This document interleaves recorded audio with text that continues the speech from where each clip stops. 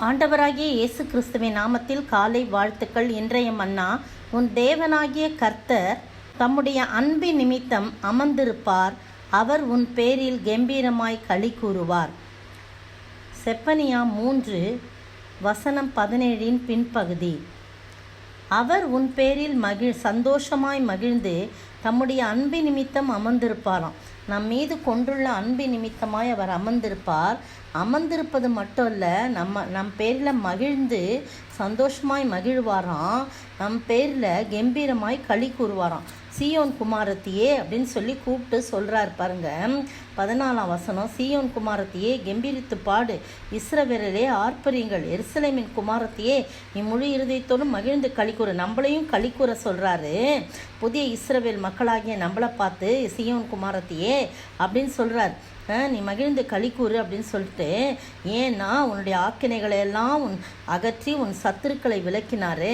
அதனால் இஸ்ரவேலின் ராஜாவாகிய கர்த்தர் உன் நடுவில் இருக்கிறாரு. இனி நீ தீங்கியே காண மாட்ட.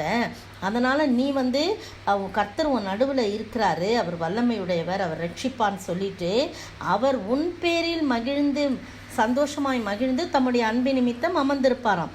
எவ்வளோ பெரிய ஆச்சரியமான காரியம் பார்த்தீங்களா? நம்மளையும் சந்தோஷமாக இருக்க சொல்கிறாரு. ஏனென்றால் நம்முடைய ஆக்கினைகள்லாம் நீக்கி சத்துருக்களை விலக்கிவிட்டு நம் நடுவில் இருக்கிறாரு. அதனால் நானும் உன் மேலே கொண்டுள்ள அன்பின் நிமித்தமாய் அமர்ந்திருப்பேன். நான் கம்பீரமாய் களி கூறுவேன், நீயும் சந்தோஷமாக இரு அப்படின்னு சொல்லி நம்மளை பார்த்து சொல்கிறார். எவ்வளவு அன்புள்ள ஆண்டவர் பார்த்தீங்களா?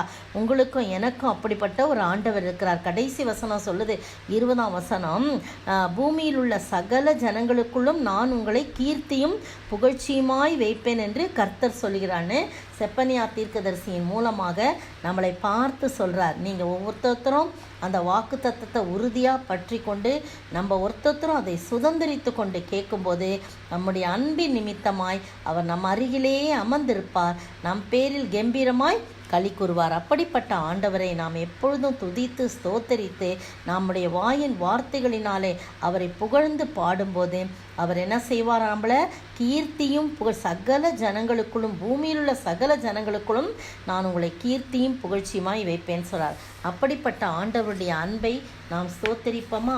அன்பே அன்பே ஆருயிரே என்று சொல்லி நாம் ஸ்தோத்தரிப்போம். அன்பே அன்பே அன்பே அன்பே ஆருயிர் உறவே, ஆனந்தமானந்தமே ஆனந்தமானந்தமே. ஒரு நாள் உந்தையை கண்டேனையா, அந்நாள் என்னை வெறுத்தேனையா.